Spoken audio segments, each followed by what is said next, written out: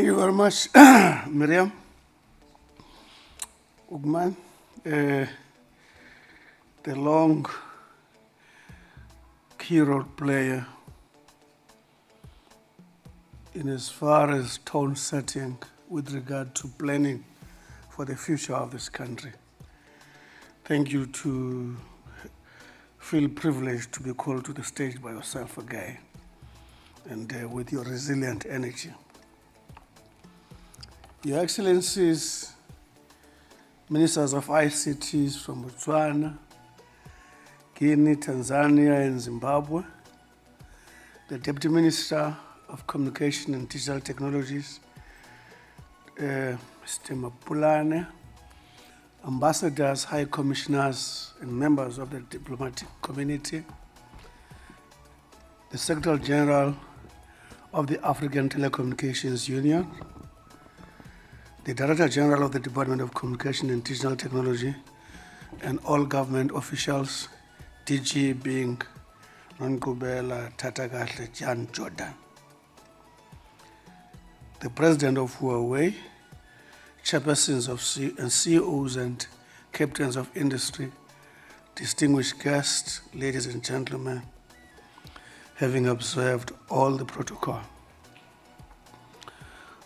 I would have badly started if I did not acknowledge the marvelous work done by James Williams at an age of 30, is it 34, James? Is it 34? Yes. At 34-year-old, setting the tone for the world, in particular for our continent. Convening a major event like this, I'm advised it's almost 26th. Yeah, you can imagine how old was he when it started. No, he was not here when it started. Could not have been here. But how he has taken it forward. I was saying to him on a lighter note, although it's factual, Mr. Ngab, I asked him, where do you come from? He says, I'm coming from some place in London. I said to him, it's good that you are the one who's leading this project, because in the mercantile era, our economic constraints came from that part.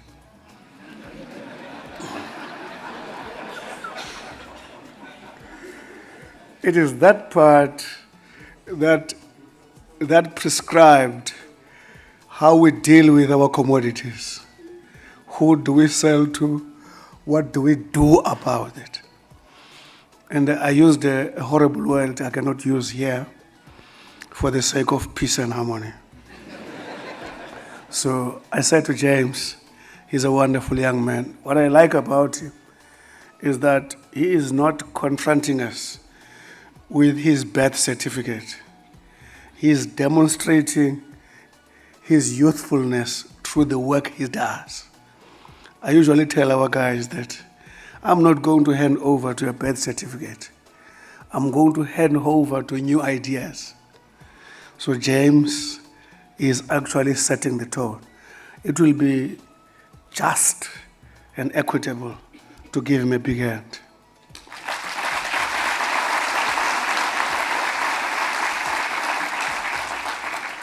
Of course, that includes our sponsors.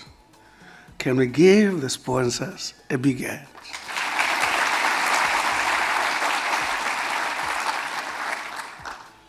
Shall I say that includes Cape Town? Please do. Thank you very much. A warm welcome to the vibrant mother city, Cape Town. For more than a quarter of a century, the city has stood the perennial reservoir, an annual pilgrimage for visionaries, business leaders, tech luminaries, policymakers, and investors who spearhead Africa's digital transformation. This year, the Department of Communication and Digital Technology South Africa is proud to be a partner in the hosting of the biggest tech festival on the African soil. For 26 years, Cape Town has become more than a venue. It is a nexus where ideas are forged, partnerships are kindled, and the blueprint for Africa's digital future is continuously refined by those at the forefront of innovation and progress. Cape Town serves as a microcosm of South Africa's complexities, embodying both the affluent and the indigent. From tech-savvy professionals and students to entrepreneurs, researchers, and everyday citizens who enjoy the benefits of seamless communication, access to information, and participation in the global digital economy. On the other hand, we are looking at individuals with limited resources to connectivity, poor digital literacy, preventing them from fully engaging with the online world. This demographic may miss out on educational resources, job opportunities, and the ability to connect with the global digital village to innovate. And this program director remains the dire situation of our continent. The data from International Telecommunications Union underscores a notable digital divide between Africa and more developed regions, as particularly Europe. While approximately 40% of Africa's population is connected to the internet, Europe boasts a much higher internet penetration rate of 89% or more. A large proportion of the African population, 60%, in this regard is excluded from the digital economy due to physical infrastructure barriers or the limited availability of suitable and affordable digital applications and services. Within our country, the 2023 ICASA State of the ICT Sector Report provides a more nuanced perspective. A significant portion of the population, around 69%, can access the internet through mobile devices, showcasing the widespread use of the mobile technology. However, Program Director, a notable disparity emerges when considering internet access from home, where only about 10% of the population has access to internet connectivity, be it through fiber or fixed wireless access. The discrepancy indicates that while mobile connectivity is relatively prevalent, there is ample room for improvement in providing reliable and affordable home-based internet access. The Africa Tech Festival presents opportunities for meeting of the minds to explore innovative solutions to intensifying rapid infrastructure development. Since last year, ladies and gentlemen, edition of Africa Tech Festival, we have rolled out more wireless sites and fiber networks in the continent. Africa's total inventory of operational fiber optic networks reached 1.1 million kilometers by June 2022, and further 119,000 kilometers is planned and another 69,000 kilometers is proposed. This is complemented by the boom in the submarine cable, with Google Equiano boosting Africa's capacity by 144 terabits, making it the largest of any installed submarine cables on the African continent. Huawei also supported the deployment of high-speed internet to Mount Kilimanjaro. These partnerships, ladies and gentlemen, are a great example of meaningful collaboration, affirming that Africa remains a great investment destination hub. As we transcend this journey of meaningful digital connectivity, we hope to see more emerging opportunities in the telecoms and networking industry than before, with focus on improving network connectivity in Africa, ensuring more SMMEs and new players build their business in Africa, and greater collaboration partnership in fiber and cloud services. It is estimated a rollout of fiber optic backbone increases the GDP of African countries by up to 5%. Further, it increases the productivity and efficiency. Yesterday, we released Africa Fiber Broadband Initiative and Open Code Fiber Broadband Initiative, unpacking the vision toward a gigabit society in South Africa, close quote. This is the collaborative work between Digital Africa Council, Africa Analysis, the department, and Huawei, a great example of government-industry collaboration. Added to the fiber deployment is the growing demand for cloud platform services, especially in the era of digital transformation. The demand for data processing is growing rapidly. Thus, African countries are turning their focus to the cloud. The national cloud platform can serve as a foundation for a country's advanced technological innovation and can greatly improve the capability of governments and enterprises to adopt new technologies. A few examples of this demand. Amazon, for instance, recently announced it was launching its e-commerce service in South Africa, the second in Africa after it operationalized in Egypt. Next, in tandem, Microsoft and Oracle are also building and increasing their cloud services market. According to the Worldwide Works Cloud in Africa 23 report, 61% of organizations are increasing their spending in the cloud service. This is estimated at $5.5 billion. I acknowledge the expansion. Many African countries have made significant progress in building cloud infrastructure. For instance, the state IT agents of South Africa provide cloud services to over 28 government departments in the 9 provinces and intends to roll out over 400 e-government applications by 2024. For instance, Kenya's Konza National Data Center has supported the migration of more than 200 government and enterprise applications to the cloud. Uganda's government has connected frontline government departments. Typical government services such as e-visa, for instance, processing have been reduced excellently from 22 days to 4 days. I think we need to give big hand for that.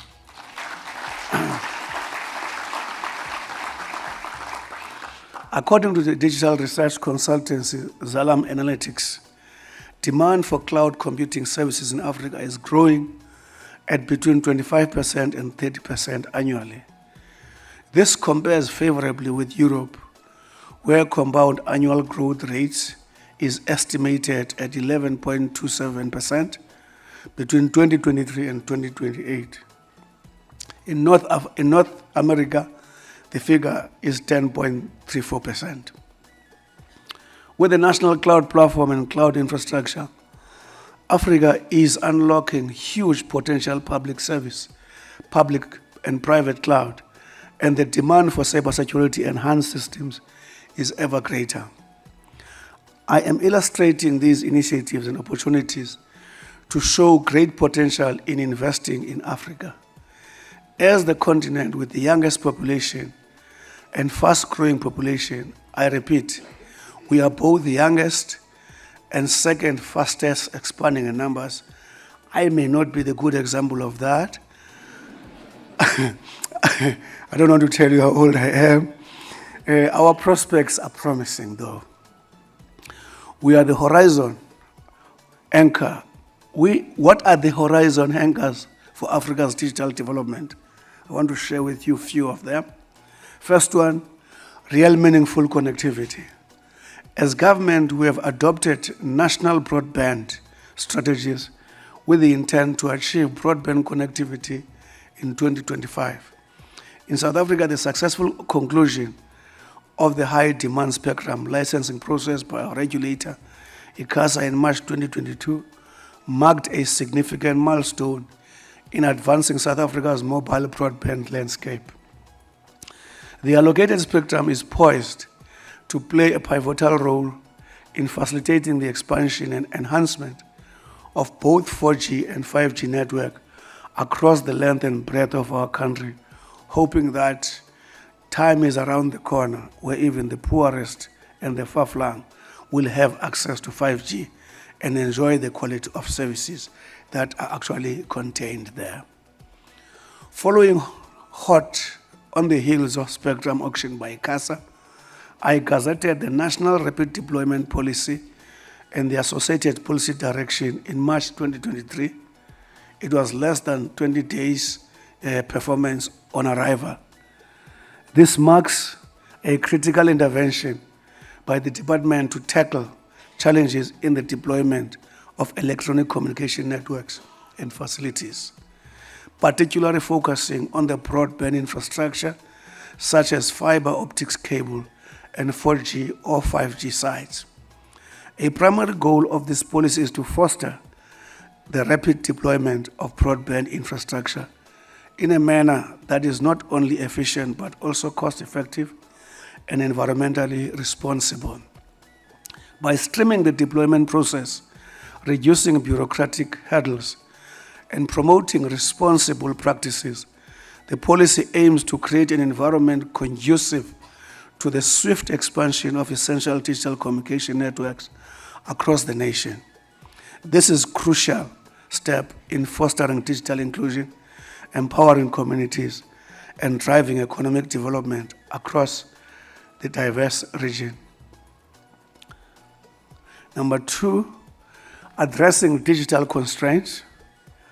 In addressing digital constraints, last week in the Eastern Cape, we officially launched the SA Connect Phase 2 project, whose objective is to ensure that 80% of South Africans have a secure, reliable, and affordable high-speed internet access by 2024.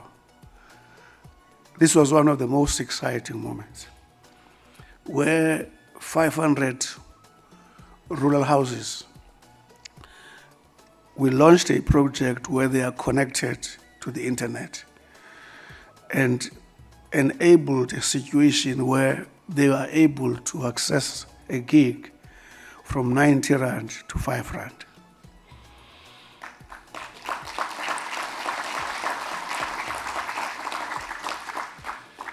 They are going to pay 240 plus per month, unlimited.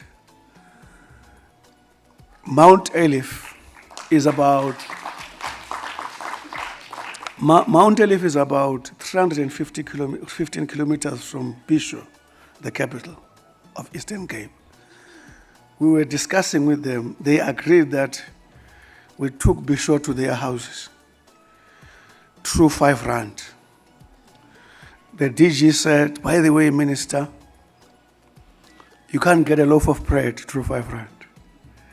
But these communities, the money they were supposed to spend to go to Bisho, which is hundreds of rands, is cancelled in terms of cost or saved through connecting them to the fiber. It was one of the most exciting moments. What excited me more is because the rollout now is taking speed to a number of forefront areas in the country. Very soon we'll be showing the similar pilot in Modimolle in Limpopo. In a period of 3 months, from July, if I'm correct, July, August, September, October, we have connected no less than close to 7,000 households. That's a major in 3 months. And we've got an ambition of connecting households no less than 749,000 between March and April next year. And this mainly comprises of the far-flung areas who will have access to this data must fall dream being realized. Access to affordable data prices was one of the barriers for uptake to broadband services. South Africa carried a negative reputation of high data cost, but with the introduction of new players, such as internet service providers, commonly referred to as ISPs, wireless application service providers, commonly referred to as WASPs, and SMMEs, the data costs have reduced from $5 to 0.27 cents per gig of data. We anticipate this revolution to drastically reduce cost and make access more feasible, and our focus is in bridging the digital divide by providing these services in rural and underserved areas. The department is now working on strategy to make devices more affordable. I invite you to partner with us in localizing the manufacturing and assembling of smartphones and laptops so to accelerate digital adoption, because these enablers constitute device, affordable data, and so on. Ladies and gentlemen, the initiatives we highlighted represent just a glimpse of government's commitment to keeping South Africa at the forefront of the digital revolution and making it the most relevant trading partner for many years to come. To achieve this, we must collaborate. As government, we aim to foster a conducive environment for investment and create a vibrant market for any business. As we gather here, we eagerly anticipate discovering new and innovative strategies that will propel Africa and South Africa's digital transformation to greater heights. The rapidly evolving landscape of technology demands not just adaptation, but proactive and innovative approaches. The department is delighted, ladies and gentlemen, to partner with Africa Tech Festive, the home of AfricaCom and Africa Tech. Allow me to give my appreciation again to James Williams and the sponsors for co-creating the 2023 edition. I also wish to thank all participants, my colleague ministers from my beloved continent, Africa, the exhibitors and partners who traveled from near and far, the 90% Africa and 10% extra-continental. Together we can ensure that South Africa and broader African continent continue to rise to new heights in this era of unparalleled technological advancement. May God bless you. Thank you very much.